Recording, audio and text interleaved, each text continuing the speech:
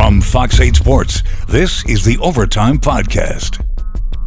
From the Fox 8 Studios in New Orleans is the Fox 8 Overtime Podcast. I'm Vasilios. That is Sean Fazende. Remember to like, subscribe, rate, and review. You guys can find us wherever you listen to and watch your podcast. And if you're watching on YouTube, hit the little bell button right there. You get notified every time we upload a new podcast.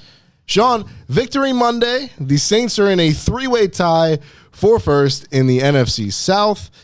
What did you make of everything, and how was your Sunday? Well, my Sunday was good. I showed up. I went to work. I watched the victory. I came back to the studio, put everything together, and I went home.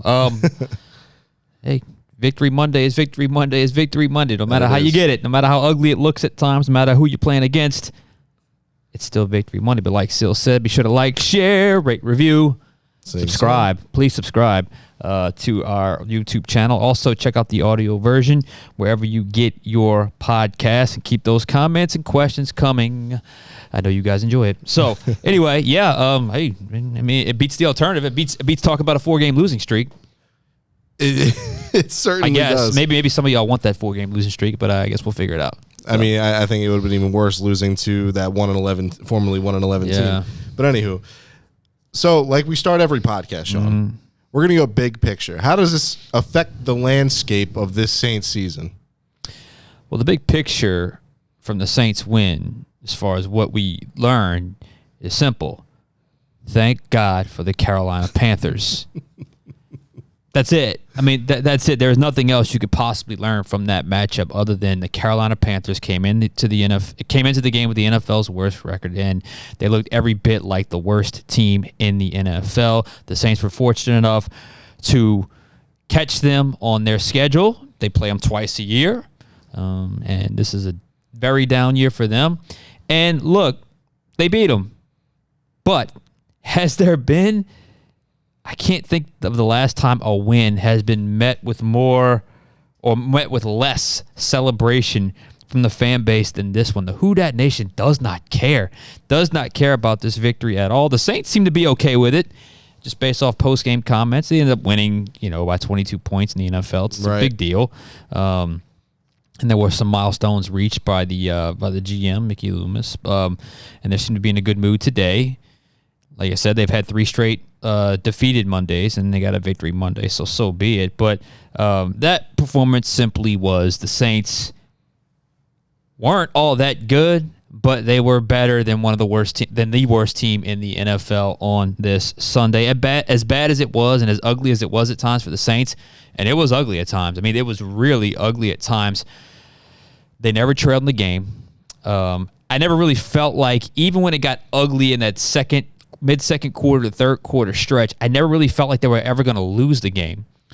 And they ended up winning the game 28-6 against one of the worst teams in the NFL. Again, it counts. It counts. This is and it's a divisional opponent. And those divisional wins and or losses are going to make a difference at the end when you talk about the 6 and 7 three-way tie atop the NFC South. But in the most absolute terms, the Saints did exactly what they were supposed to do, which was get the win against an opponent. And this time, you caught an inferior opponent, at least in NFL scales, because usually even the worst and the best, there's not that much of a variance. And you beat them 28-6 and improved to 6 and 7. And there is.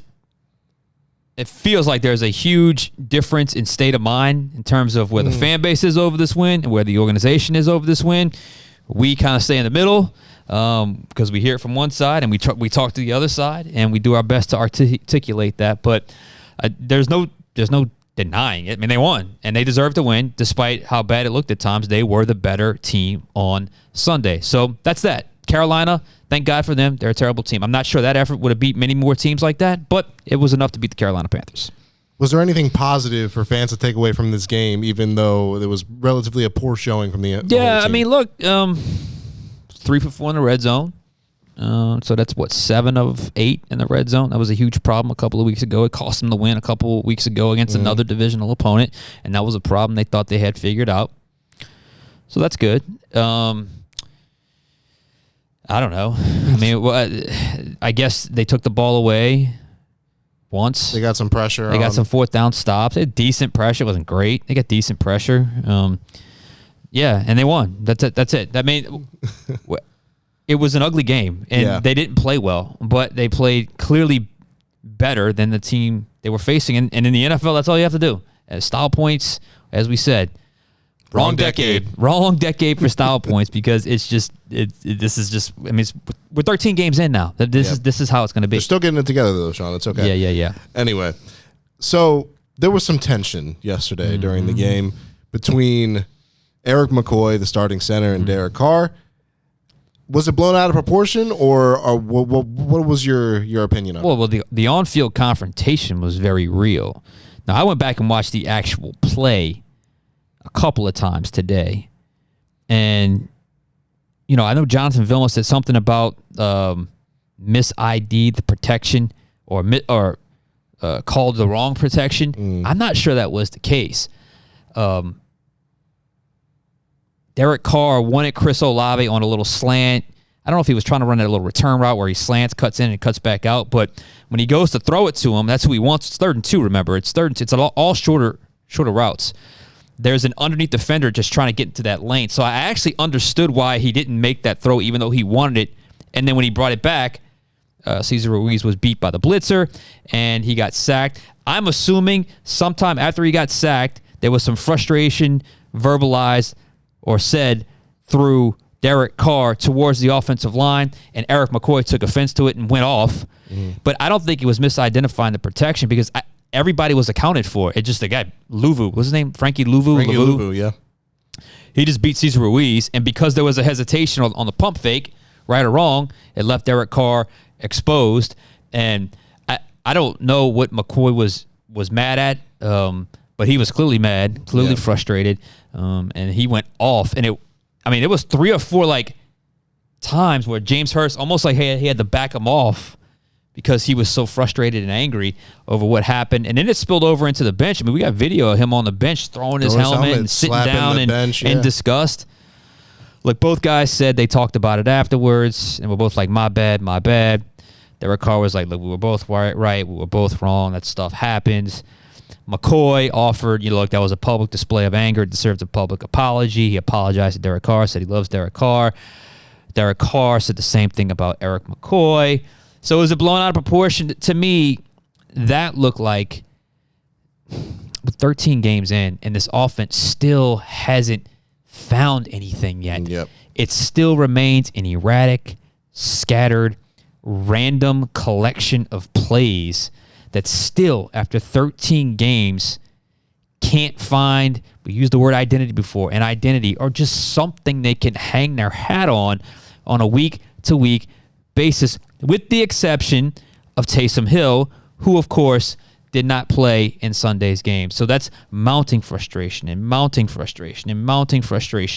on an offense's inability to not be able to find itself and kind of always stumbling their toe. Is that the right word? Just kind of, sometimes it's the offensive line, sometimes it's quarterback hesitation, sometimes it's indecision, sometimes it's drops, sometimes it's route depth, sometimes it's route break, sometimes it's whatever the case may be. Sometimes it's can't run the ball, whatever. It's a one step forward, one step back, one step forward, one step back. And that was a big third down. And I'm just going to assume Carr said something in frustration after he got sacked on the big third down and heard the boos, and he knew they were coming. And McCoy didn't like that and hollered back at him, no, you should do X, Y, and Z, and verbalized it in a very angry way towards his quarterback as they were walking back to the bench. And it looks like Carr's trying to kind of walk away from him, and he's still going, and James Hurst has to get in between them. So that, to me, is what it looked like. Now, I know there's going to be some that point to, is this a personality conflict with Derek Carr? Because this, I guess, it's somewhat happened with Pete Carmichael earlier in the season. Although I think that kind of got a little blown out of proportion. That was just a simple back and forth between coach and quarterback. And then there was obviously the Chris Olave situation. And then you have guys tweeting at him, or I guess subtweeting at him, whatever they call it, the quarterback. So I think that's a fair discussion that'll probably sort itself out when the season ends. I mean, only thing I can think of is Carr was a franchise guy, and he was with the Raiders, and when you went to the Raiders and Derek Carr was there, you walked into Derek Carr's team, and you kind of adapted to Derek Carr's style and what he did and what he likes, what he doesn't like. Now Carr is coming to this place where a lot of people have been here. He's like, no, this is the way we do it here. And I just wonder if that is maybe a difference of philosophy. That's butting heads maybe more than people thought it would, and because it's been an up and down year, maybe those types of things start to pop up more and more. But they got no choice. They got to work through it. They have to work through it, and they did. And look, you can say I don't know if it motivated them. I don't know what it did, but they punted on the next drive, and then they seem to find themselves a little bit there in that fourth quarter after a decent start to the game when they drove down, and then obviously it fell apart in the red zone with that horrible missed field goal. So I don't want to make too much of it. But you can't ignore it either. No. You can't ignore it either.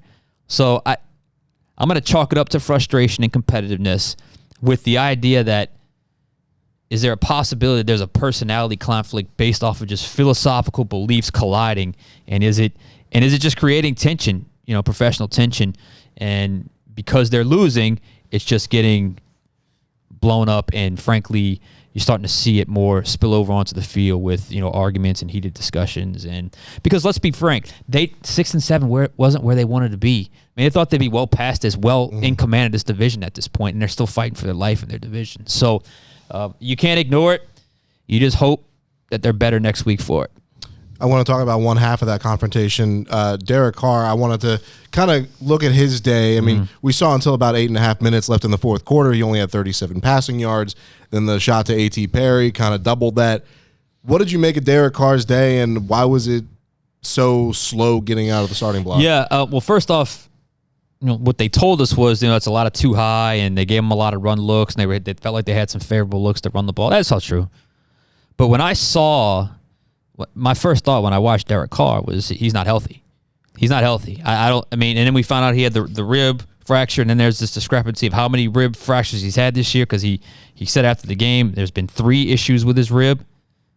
But to me, he looked like a guy that was favoring his injury, not just because of where he threw the ball, but the way they were calling plays. There was an issue with spacing all game. Like, I counted at least in the first half, at least 6 or 7 times where it wasn't just that he wasn't throwing deep. It's that all the route concept was within 10 yards of the line of scrimmage. You had 4 guys within 10 yards of the line of scrimmage on a lot of plays. And I'm just like, clearly he's not right. And then the play calling was catering to, what they felt he could and couldn't do, which kind of, it made for a weird, kind of look to the offense because they were running the ball well, and he was having completions, but they weren't having any yards. I mean, how many throws were at or behind the line of scrimmage, much less downfield? I think he only attempted 2 passes beyond 20 yards. One was the Olave throw, which is probably his best throw of the game, where he got knocked away at the last second by J.C. Horn. And the other was the A.T. Perry one you alluded to, which I think was the breakthrough he needed to kind of jolt him to at least finish it out and equalize his and kind of level off his stat sheet, so to speak, because he was underperforming for so long. So to me, he probably wasn't healthy enough to play, or he wasn't fully healthy. Maybe he passed the threshold being healthy enough to play, but he clearly, to me, felt like he was hampered. And again, thank God for the Panthers, because I'm not sure that performance is going to beat any other team. Might be the Giants. So that's where I'm at with that performance. He gutted it out. He toughed it out for his teammates, that kind of thing. And, who knows how far that goes inside the locker room or with the coaches. But to me, that looked like a guy that was still recovering and was clearly not healthy. And then, he did the play match that on the field. So we got a fair amount of questions in yesterday for a win, Sean. So, I like it. We got a couple that we want to read off here today. And this first one comes from Tammy and Harahan. Why haven't they used Jimmy Graham more? I'm going to admit I was wrong on this one. I'm going to admit I was wrong on this one because y'all have been calling for it and calling for it and calling for it. And I've been a little like whatever about it, kind of not taking it seriously. My God, the guy's a 37-year-old tight end. What do you expect him to be? The coaches are doing what they're supposed to do. If you could play, you could play. But I was wrong. Jimmy Graham deserves to be healthy and act. If he's healthy, deserves to be active on every game for the rest of the season. If for no other reason, inside the 20, he still got it. He still got it. That third down catch was tremendous. I mean, that third down catch was absolutely tremendous. It was high. He went up and got it. He took a hit in the back of his helmet. And then, you know, the players and especially the fans are really feeding off like the jolts of energy he seems to provide. Yep. And look, to me, that's worth it. And he's been a breath of fresh air in a tough year, especially a tough stretch is, you know, middle to back half of the season where, you know, it's not always easy to talk about these, you know, what went wrong here, what went wrong there. But he's a guy that's kind of got he's very happy to be there. He's clearly okay with being the healthy scratch. That stretch, he was a healthy scratch. But now that he's back, he's making plays. So, to me, he deserves to be on the field because he's earned it. Because he's got, even if it's just inside the 20, I don't need to see him the rest of the field. Get him inside the 20, let him run his routes. Carr seems to trust him. Score some touchdowns. That's what happened. All right, so this next one comes from Joey and Kenner. Joey, what's up? This isn't exactly a question, it's more of a statement. On the non-roughing the kicker call, it was ruled a non-penalty because of Headley's rugby-style kicking. Luckily, it didn't affect them as they blocked the punt for the touchdown the next drive. Yeah, first time I ever heard it verbalized or spoken out loud by a referee, but it makes all the sense in the world, doesn't it? Because he's running a running start. I mean, that could look like a fake punt as opposed to the traditional catch it, step, and kick. So it makes all the sense in the world. And it was a decent punt he had on that play, but yeah, he got knocked out, or he got knocked pretty hard. And it just goes to show you the special teams. I mean, to me, there's a perfect illustration of just, it's not just offense, but the entire team, they just can't figure out what they're good at. Decent punting yesterday. Get the great punt block, which is technically counted as a forced fumble. But then that was the worst. It was the worst kick I've ever seen from 29 yards out, and that was a shank. It's just they can't seem to be consistent in anything. No, and that's a struggle. It really is. All right. Next question comes from Brandon in Laplace, a very frequent question asker. Why is it on most pass plays Derek Carr does not step up in the pocket? He either holds the ball too long or drifts backward into a sack. Oh, it's a good question, Brandon. Yeah, I mean, there are moments where there's definitely space and he could step up and fire and make a throw. There are times where it felt like the pressure broke down a little bit and it got in his face before a route could develop. There was, like I said before, there was really some issues when it came to spacing. There's one play where there's three guys in the middle of the field. It's Prentice, Juwan Johnson, and Lynn Bowden all in the middle of the field on the play. It really didn't make any sense right as he was getting sacked. Again, I'll go back to to me, Derek Carr did not look healthy yesterday. No. And not even healthy enough. He looked a little bit like he looked in the Tampa game to me, where he probably shouldn't have played that game either. So that's what I'm going to lean on for this one. I think they got away with one there because I think, honestly, if it wasn't Carolina, that could have been costly. All right, and then this last question comes from Frank in Homa. Boo, boo, and boo for Carr. He's supposed to be a professional quarterback. How come he's unable to be effective with the offense of New Orleans? Short passes behind or just over the line of scrimmage will never win a game. When will he be benched? Well, I mean, we just spent a lot of time talking about his health. Did. And they played him, and they won. You're 13 games in. I don't think he's going to be benched for play. He's going to be benched probably if he's unhealthy and can't go. Then they would turn to Jameis Winston. But when it comes to his actual performance on the field, you're 13 games in. I think they're just going to ride it out with Derek Carr. I don't know. A, they spent a lot of money on Derek Carr. B, he's had some moments sprinkled in. And C, who knows how much the relief effort of Winston has scared them a little bit because it hasn't always been great. It hasn't been great. The Minnesota game was probably his best, but, Green Bay was one, and then, of course, the Detroit game was another. So Speaking of boos, he got a lot of them. Speaking of boos, the Saints fans were in attendance. It was very lightly attended. Certainly expressed their displeasure early and often in that game when it came to offensive inefficiency. But nonetheless, they got the job done. But as for the question they're asking, if Carr's healthy, he's playing. And he's not going to get benched for performance unless it's really, really, really bad. And I thought yesterday was not a good effort. Not a good performance. I don't want to say effort. Sometimes people confuse effort. Like, he gave effort. I'm talking about his performance was not that good. But he wasn't, like, he didn't throw like 4 picks. He threw one, which was a disaster for play before half. And then you got to end up with the 2 touchdowns. So it wasn't a good effort or good performance. But, I mean, I think the coaches have already demonstrated if Carr's available, he's playing. That's just the way it's going to be. He's this their season, guy. He's their guy.